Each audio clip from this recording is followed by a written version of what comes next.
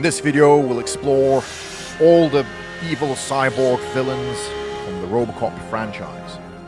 Let's dive straight in. Number 1, Ed 209.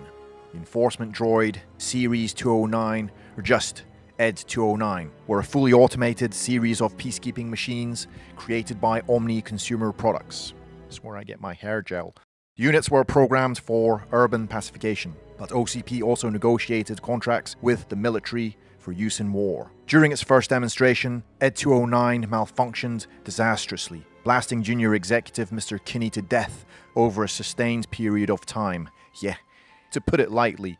Unable to stop the droid's rampage, Dr. McNamara and his fellow technicians struggled to gain control over the faulty robot, having to pull some kind of plug to finally shut it down. Ah yes, the good old-fashioned turn it off and back on trick. Works 99% of the time. Because of the Kinney tragedy, the Robocop program was given the green light. The Ed 209 was armed with 3 automatic cannons, 2 on the left platform, 1 on the right platform with an auto shotgun, and a rocket launcher capable of firing 3 rockets.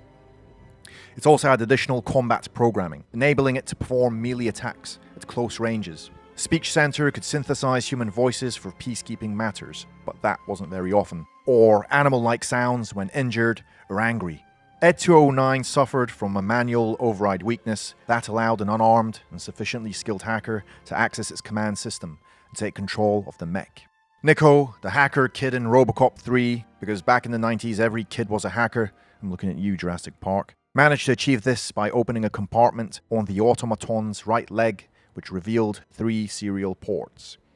It was back in the 90s, so I'm guessing it was like a, what's that old school printer format, PS2, and an LPT cable, and a CRT VGA cable, I'm just guessing. Okay, onto the Robocop 2 program. I call him Flappy because he has a little flap. And apparently, his face, it's not a TV face like Kane, it's actually, his head is supposed to be inside that little compartment. So it's like a flesh head. The Robocop 2 program was an OCP initiative designed to combat the huge wave of crime sweeping the city due to the new designer drug, Nuke, and to help protect workers during the construction of Delta City. The project, first headed by Donald Johnson and Dr. Schenk Johnson, had tremendous difficulty finding a suitable candidate like Officer Alex Murphy, a dutiful, inherently good person who was reconstructed as Robocop. This led to failures, as the cyborgs could not accept their new, inhuman forms. The first Robocop 2 was a bipedal machine whose entire body was mechanical and possessed his remaining human head in the carapace. I think, basically in the movie, they use like a TV effect, so it looks like Kane, a TV screen, but it's supposed to be, in canon, a flesh head. Almost immediately, it went rogue, disturbed by the psychosis of being a machine, shooting dead one techie and wounding a second, before shooting itself through the cranial dome. The second prototype, a mostly humanoid, almost skeletal type of cyborg, was more tragic. After stepping through the doors and presenting itself, it attempted to remove its suffocating helmet to expose its human face, but accidentally severing his life support lines.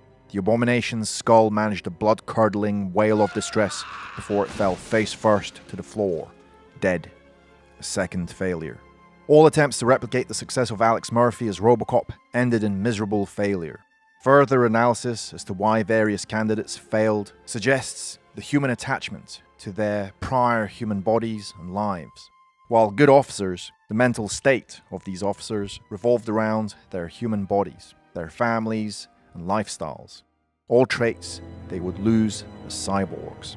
The subject for what finally became Robocop 2 was a nuke addict called Kane, as suggested by Dr. Fax. In theory, this may have been a successful idea, as Kane was a drug addict criminal with a desire for power and immortality. Robocane was actually pretty stable, may have even had a successful career, if it wasn't for the meddling Robocop. Now on to Robocop 3, the Superman Robocop. Otomo. Otomo refers to a series of androids manufactured by the Kanemitsu Corporation, which was owned by a powerful businessman, Kanemitsu. They were all portrayed by Bruce Locke. The Otomo is a humanoid android with enhanced strength, speed, and reflexes. It's armed only with a katana, and Otomo possessed great skill wielding it. And Otomo even showed promise in handling firearms. The Otomo android also had a safety feature, which if defeated, would detonate a miniature nuclear device. Otomo is similar to Terminator. Both are humanoid artificial intelligences that are designed to assassinate the main hero. The final confrontation with the two Otomo androids was originally supposed to end with Nico reprogramming both droids to attack each other.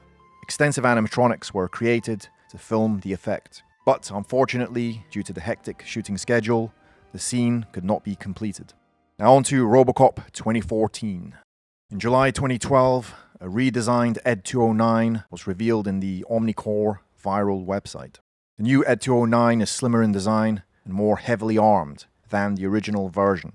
It was also painted black, as Michael Keaton's character, Raymond Sellers, liked it. Black. He's the corrupt CEO of Omnicore, depicted as cruel and a merciless businessman who served as the arch-rival of Alex Murphy. Sellers' nefarious agenda had effectively staged the events of Murphy getting killed. So that's it. Which cyborg villain is your favorite? I guess mine is, I love the failed prototypes, which they showed us a few more. I like Kane, he's sick. Yeah, they had 209. I didn't enjoy the new Robocop. Kind of boring, as is almost every remake these days. Anyway, I hope you enjoyed the video, and on to the military parade.